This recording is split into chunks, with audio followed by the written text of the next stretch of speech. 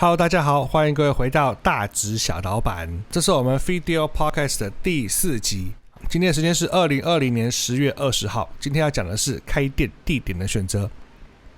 这一期想要聊的东西比较多，我们可能会聊到大马路1楼开店、大马路2、3楼开店、巷子1楼的开店、商业大楼里面的开店以及小型工作室。哇，内容非常的多，稍微杂一点点，可是我觉得却很实用，所以欢迎各位和我一起往下听。那首先我开场先聊，我们现在随性聊一下。原本我想要做 podcast 的时候，想说要跟我们其他的类别一样，是有一个系列的，它是有主题的，分门别类，一点一点往前进的。可是后来想想，觉得这样子好像也不够好玩，也太死板了。所以我们 podcast 干脆转一个方式，我碰到什么事，我们就来聊什么事。我们开店这10几年来，创业这20年来有很多的内容，基本上随便抓都是一堆可以讲的东西。我们不拘泥于那些小节，事业上面、生活上面碰到什么东西，我们就来生活聊哪一些东西。所以这一次，由于我们这家店经营的还可以，所以原本的店面已经不是那么够用，最近在找新的店面。而这个时候，我们就有一些关于开店的经验，刚好可以来这边聊一聊。首先，我们来聊大马路1楼。在大马路1楼有好处也有坏处咯。好处就是形象好，广告佳，便利也好到。坏处就是很吵很脏，装潢很贵，税务局也会烦你。来，我们来谈一下它的好处，那就是形象。我是觉得不管只是从事什么行业，不管什么行业都一样只要在台湾在大马路主要干道上的1楼店面形象就是好。最棒的店顶级的店最 top 的、最赚钱的都放在大马路的1楼。当然1楼会给我们很好的形象，像我们李宝贝过去就是从工作室一路演变到最后是大马路上的指甲店。那从开到大马路的时候开始，我们就很少被客户明目张胆的嫌贵很少客户进来说你们这个怎么这么贵，你们这什么鬼东西，你们哪有值得这个钱通常都不会这么明目张胆了为什么？我觉得应该是只要你把店放在大马路上的时候，大家都会给你一个大马路的加成，这样的形象也会让我们在专业度上面感觉上有所提升大马路的店觉得好像很厉害。实际上面嘛，我觉得在形象上的帮助是很大的啦说实话，自从我们变大马路店面之后，供应商看我们的方式也不太一样好了，这是形象啦。不过形象能不能当饭吃，这还值得考虑再来是广告效益当你把店开在1楼的时候，想当然尔的，你的店面本身就是一个活招牌。那在台湾的1楼通常还会有横招、直招甚至你的走道上面还可以放一堆招牌，也就是说那一个区域都是你可以打广告的地方，这是你的广告优势。可是这广告优势又要回到你自己本身需不需要、适不适合的地方。举我自己开指甲店的例子来说，我的店面广告效果很糟，极糟没有什么实质上的效果。因为像我自己是做指甲矫正的店，一般的客户、街坊邻居经过的时候，他们想要做的东西我都不能提供给他们。他们想要修指甲我没有，他们想要涂指甲油我没有他们想要做一些简单的上色而已，我没有。所以说对你来说，你的行业是否需要，这要思考到。我们自己有一个不是那么精确的统计了是因为路过而走进来我们这边消费的客户，目前占的比例大概在3%到5%之间。那有没有必要为了3%、5%花这么多广告费？这你要去思考。有时候店面多出来的租金，然后去砸网络上的广告，有时候反而更有效果。可是话又说回来，有一些行业基本上它不得已一定要在大马路第1楼，这个时候就要提到了所谓便利性。便利性它跟广告也是很像的啦。哪些东西需要便利性？例如说你要开什么小吃店买了就走的东西，你要饮料店，这时候大马路上的1楼就有它的效果，因为大家觉得对啊，我来了就可以走，不用爬上楼，也不用等太多，我也不太需要进到屋内去做消费的这部分就很适合大马路1楼。如果说我把指甲店、美容业开在大马路的1楼的时候，对于客户来说，它的便利性就是好到好找，一眼就看到它在哪里了。画地图的时候也比较好去表达我们在哪边，客户也比较相信我们。这跟形象也是有点关系，1楼的好处好，可是在大马路1楼也有坏处，来谈一谈。大马路1楼嘈杂，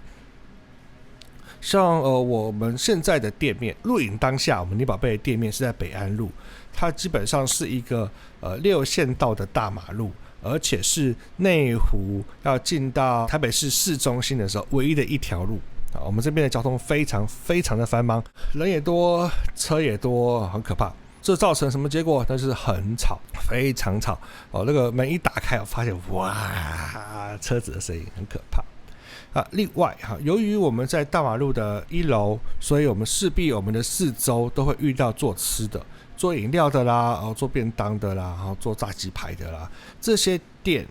虽然表面上好像看起来很干净，可是他们一定有排放污水的地方，排放馊水的地方，然后他们的厨房你看不到的地方，那一些地方藏污纳垢会很严重，所以老鼠啊、蟑螂啊，其实是一直不断的在干扰我们这是我们非常痛苦的事情。中间我们做了非常非常多的努力，我们改了很多次的装潢去阻挡这件事情。所以这时候提到装潢，在1楼有一个没有在1楼开过店的人没有遇到的一个大问题，那就是装潢。在1楼的店面至少需要一个门面，所以光这个门面就要占据你至少好几平的空间。另外呢，为了要挡外面的噪音，所以门要做得很厚，玻璃要做得很厚，隔音要做得很好。为了挡蟑螂，为了挡老鼠，所以你很多的小细节都要做得非常到位一点空隙都没有。装潢上面会花很多的钱。再来是税务。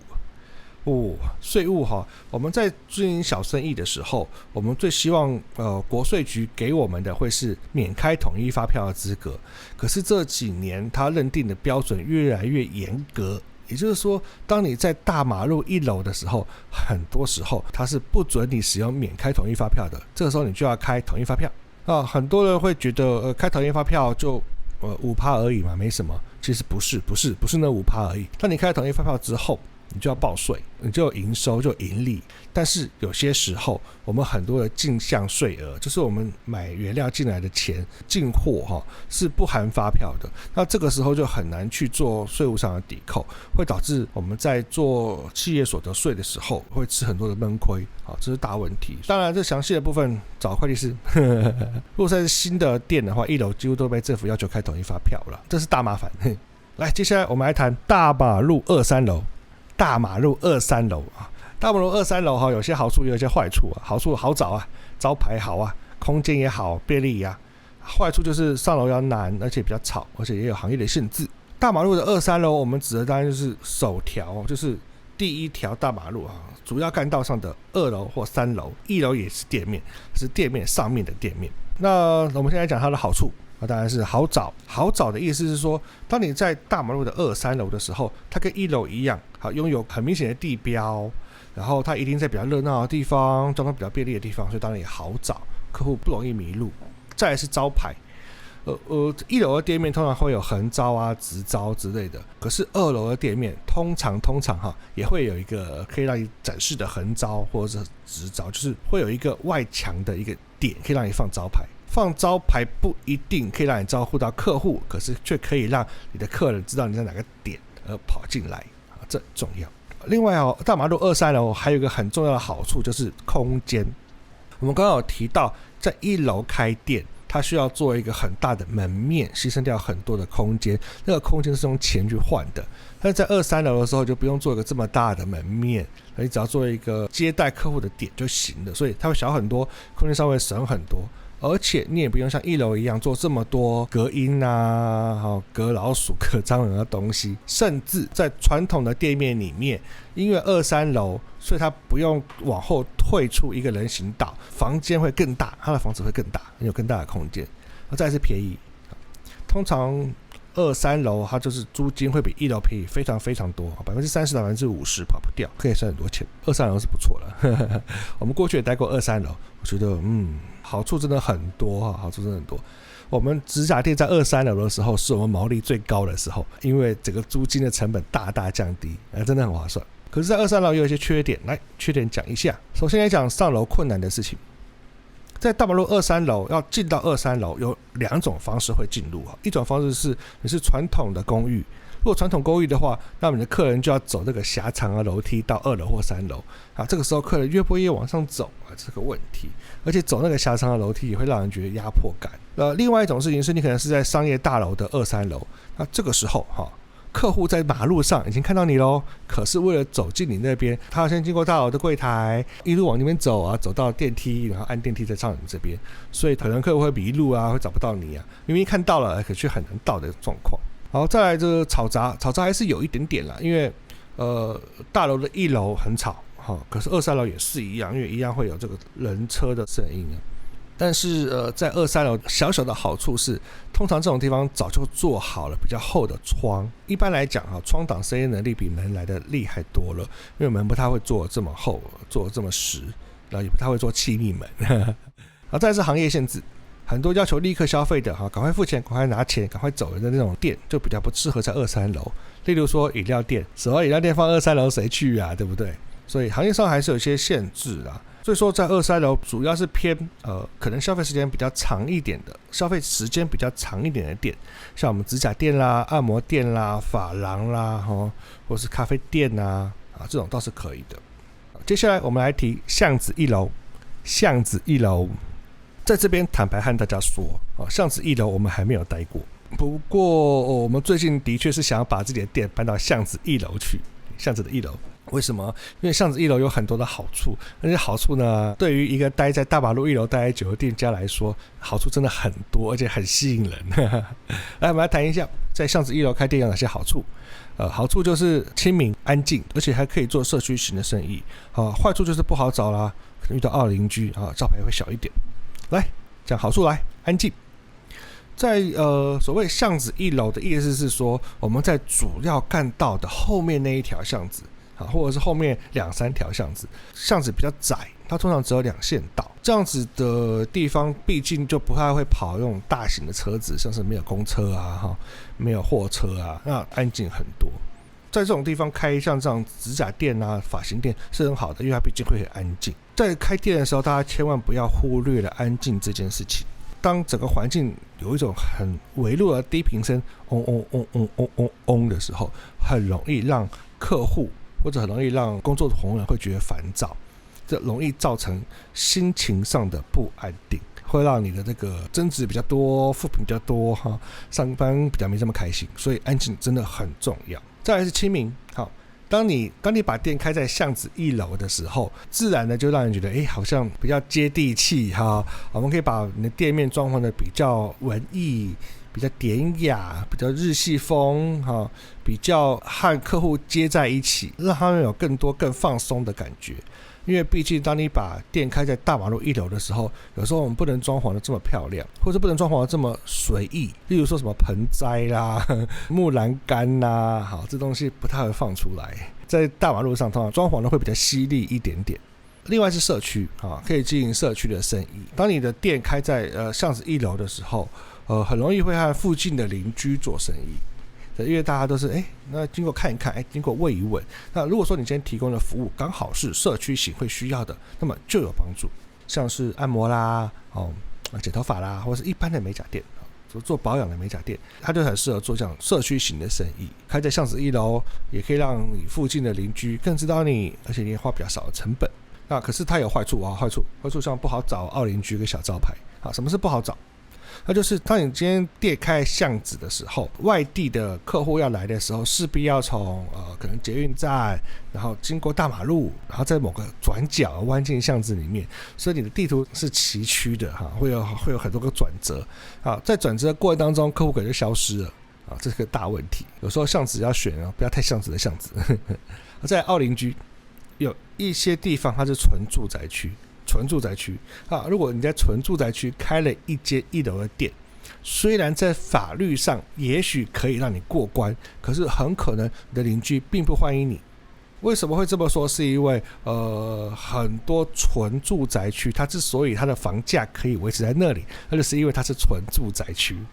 你们一旦经营了一些当地人不喜欢的店的时候，这时候感觉就不一样了。好像是快炒店啊，开在那边，那附近的邻居会觉得他的房价受影响。你知道房价受影响，可是几百万、几千万人在受损，所以大家为了捍卫自己的房价，就会死命的弄你，死命的检举你，死命的干扰你。所以如果说你是一个比较会造成社区干扰的行业，就不适合开在巷子的1楼。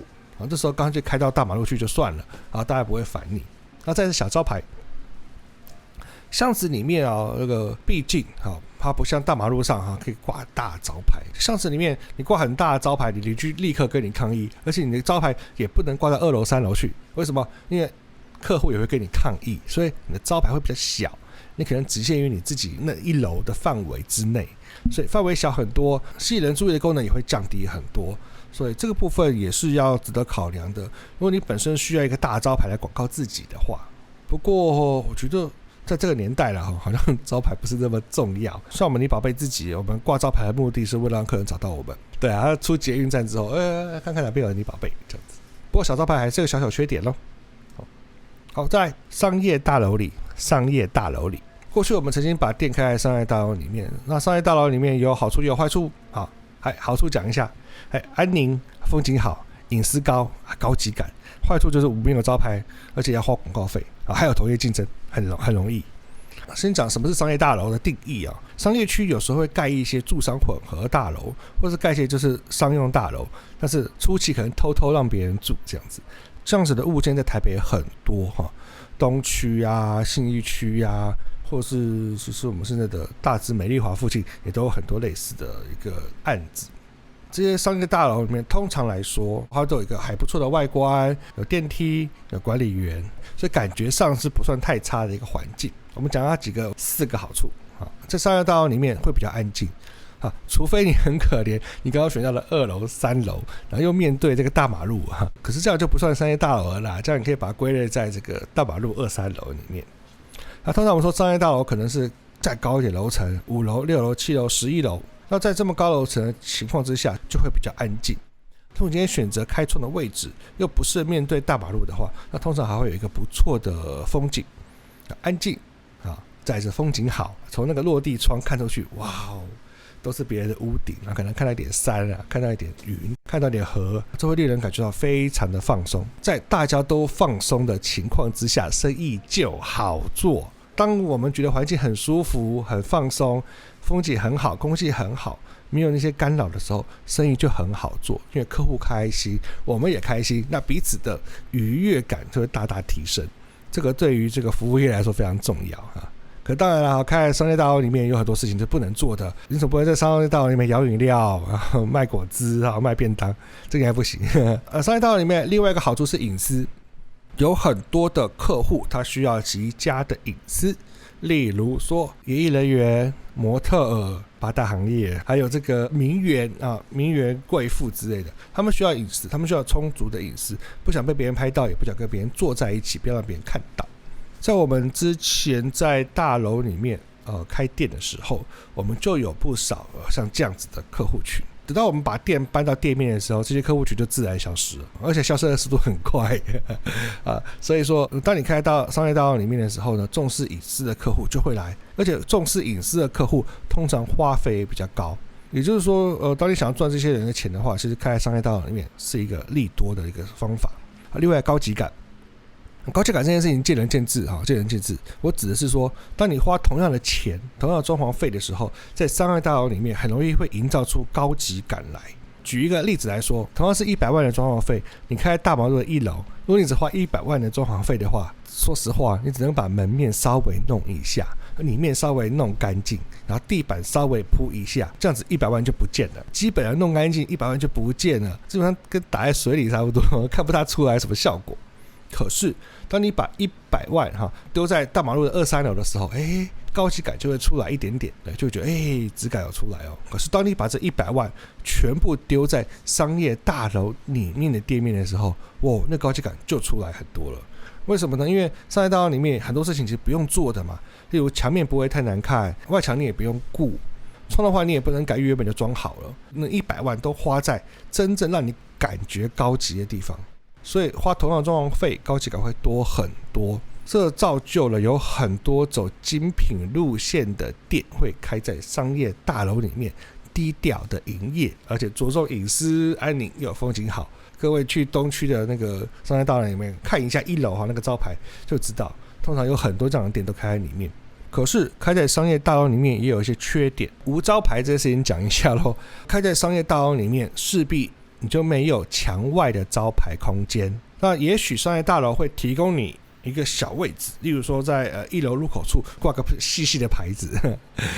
其实那个没有广告效果的哈。那或者说他有时候会提供外墙，就是大楼的外墙可能会有一个，每个人都可以有一块 A4 这么大小的地方，可能让你广告一下自己，但是我觉得效果也是很有限。我们过去在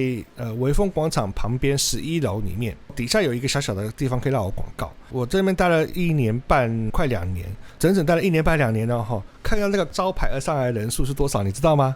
？2看到底下那个 A4 小招牌而上来的人就2个。好，这导致什么结果？这导致我们需要投广告费。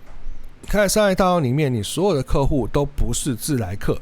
都必须要靠其他方式去把他们吸引来，像是网络上面吸引来，或者是你可能要去其他地方做些实体的广告，把客户引进来这边，所以费用上会多一些。所以说在这个边要做一个思考，就是你的行业或是你的类型适合什么样的一个店面状况。像在1楼就有广告效益，可是1楼的店租很高，在商业大楼里面没有广告效益，可是租金便宜很多，那个钱拿来做广告的时候是否划算这见仁见智，这看每一个行业都会有不同的答案。再来我们要谈同业竞争，为什么讲这个？那是因为刚刚讲过无招牌嘛，又要投广告费。今天在商业大楼里面的时候你已经砸了广告费，然后呢去说服别人来你这边消费，当你经营的不错的时候，这时候就会有同行想办法开在你的旁边，或开在你这一层附近，或者开你下一层或上一层，好让你说服过来的客人在经过你大楼的时候会发现他的店去做免费的广告。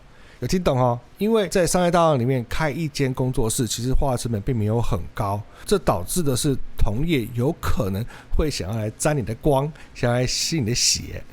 这个我们过去在商业大楼里面体验也非常的深刻当然了，同样的道理我们那时候有同业开在我们旁边，想抢我们客户，有没有被抢吗？我也不知道但是我们要抢到他的客户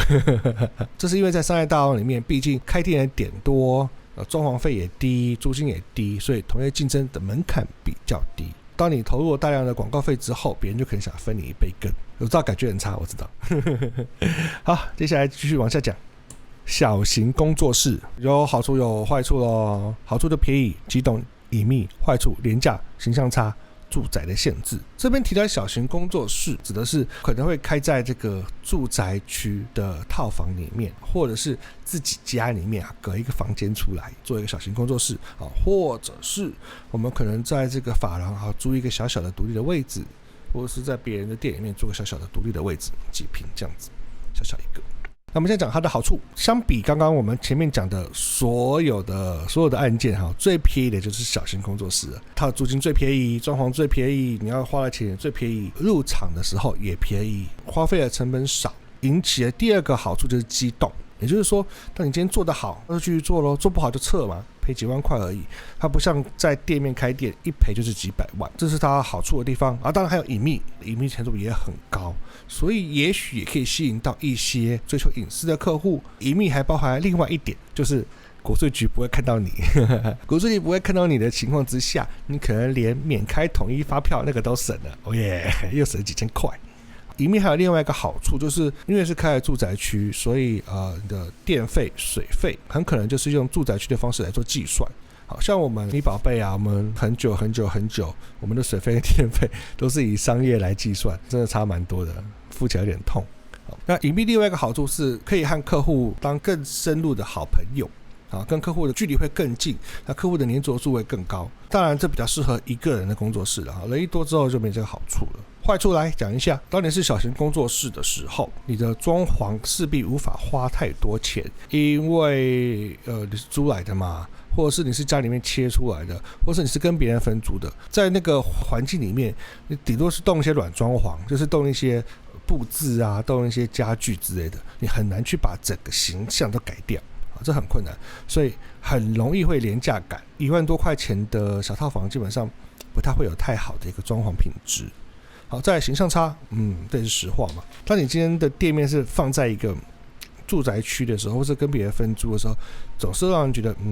怪怪的啊。尤其是最糟糕的事情是，你是把你家一个房间分出来，那客户去消费之后就觉得更怪，进到民宅哦，这部分要仔细思考。形象的部分可能要从另外一边去做弥补，让人感受到家的感觉啦，亲切啦，亲民啦，朋友感啊。那再来是住宅限制，有很多的住宅区就是纯住宅区是不准你进行商业活动的，所以当你在里面有太复杂人出入的时候，你的邻居可能就来投诉你，你的邻居就来检举你，因为他也不喜欢有人在那边走来走去，这个时候就遇到蛮大的麻烦事。然后更头大的事情是，当你要搬家的时候，你的客户可能又不容易找到你，所以这是一个小小的问题。然后不过回到小型工作室的好处就是，反正投入也低，所以当你不满意的时候，当你觉得不行的时候，它机动性高，赶快换。像我们初期就是1人工作室，不到1年就换成2人工作室，后来呢又不到1年就跑掉了，投入低，成本低，所以机动性高的一个好处啦。如果说今天刚开始创业的话，这也是一个好选择。好，最后总结一下开店地点的选择。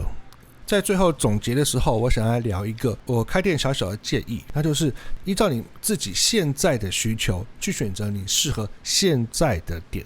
听起来很简单，好像很基本，其实没有，这很困难。举例来说，纯举例，我给个不是很精确的例子，就是我们你宝贝在前面3年4年，你宝贝在第4年的时候，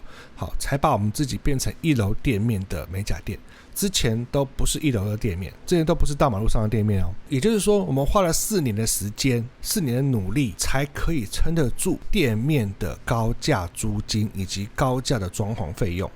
我记得我们第一个店面，我们第一个大马路店面的月租金是10万，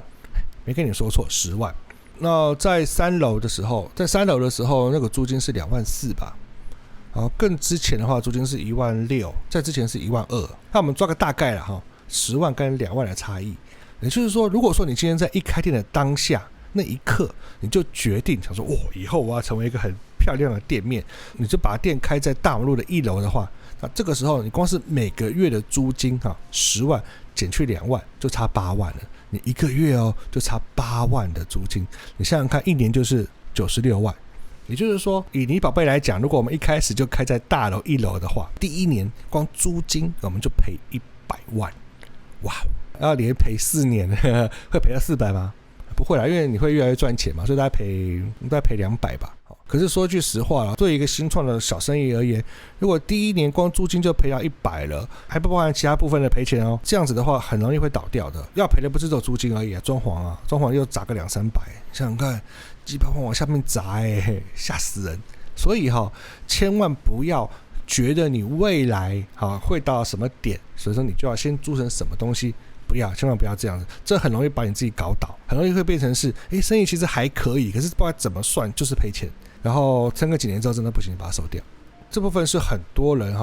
做小型创业的时候一开始的盲点，就是冲太快，然后把自己想得太厉害，千万不要。我们可以从小的开始，像我们一开始在1楼工作室的时候，那个时候的装潢预算才花不到5万块，我们用了不到1年吧，我们就换另外一间的时候，装潢预算也不到10万，然后之后再换到3楼的时候，装潢预算也不过就20左右而已吧，25吧好像。所以即使因为换店面而赔掉装潢，也总比你一开始估错而赔掉夸张的租金来的划算太多了，对不对？所以开店地点的选择最重要的事情是你现在可以撑到什么程度，如果说你是经营奇才你3个月就爆掉，那3个月再换嘛，对不对？3个月就从小工作室换商业大楼嘛，3个月再换到3楼嘛，都可以啊。如果你是经营奇才，你的生意做得很成功，多换几个店面对你而言也不会有伤害。最怕的事情是你不是经营奇才，可最后却被夸张的租金、夸张的装潢拖垮了，那就得不偿失对，刚才前面一开始有讲我们你宝贝最近想要搬到这个巷子里面1楼，没有错。为什么？因为我觉得对于我自己的工作来说，我们过路客真的很少，真的很不多。一楼的话又要面对很多一楼的缺点，吵杂啦、脏乱啦、不好停车啦，这些东西都使得我想要搬去附近安静一点的地方。而且大马路一楼的租金也比较贵很多很多啊，上次的里面真的便宜太多了，所以这个时候还可以把我们的空间扩更大，空间大又安静，那么感觉上会更舒服，对不对？是吧？好，那么今天就聊到这边，下次聊什么呢？下次再看。好，谢谢各位听到这边，拜拜。